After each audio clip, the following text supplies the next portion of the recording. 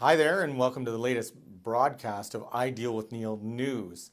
Hope you had a great summer. I know I was able to get away for a week and have some fun and relaxation up in Tobermory.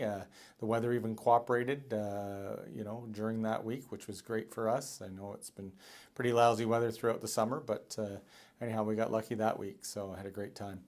No, it's a very busy time for most of you out there, so I wanted to give a quick little update here. The last I reached out, we talked about the market and how crazy it was, and at that point in time, the Ontario government was bringing forth the Fair Housing Plan, a 16-point plan to try and slow the market. So I think most of the steps at that point I mentioned were merely window dressing.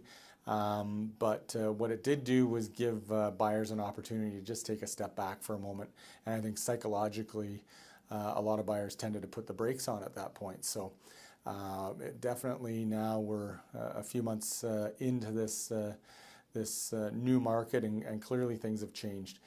We don't see near the amount of multiple offers that we saw during the overheated market, and the multiple offers that we are seeing certainly aren't near the amount over asking that we saw back then, and really what we had for the previous year. So gone are the days of the $75,000 or $100,000 over asking that sellers are getting for their places. And certainly we're still seeing the odd ones that are over asking price, but not nearly as many. Majority of the stuff is much closer to the asking price, even a little bit lower. And even from a buyer's standpoint, now they're able to put in conditions on financing, conditions on home inspections. So certainly a much different market than what it was before. Still good for sellers when we look at average sale prices. The August average sale price for a single detached home in KW was $519,000. So when we look at that, the townhomes were around $338,000 for an average sale price in August, and the semis were just around $351,000.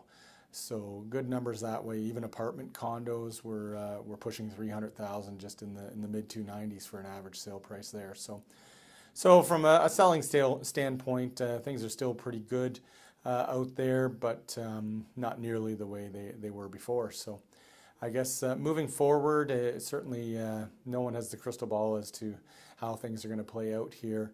The Bank of Canada rate was just raised yesterday, so certainly potential for, again, psychologically for buyers and their affordability to, maybe slow things up a little bit more even. So we just don't know. And at the end of the day, we still have a good, strong economic region. So lots of people have jobs, and there's some pretty good incomes out here in Waterloo region. So that will typically help the housing market.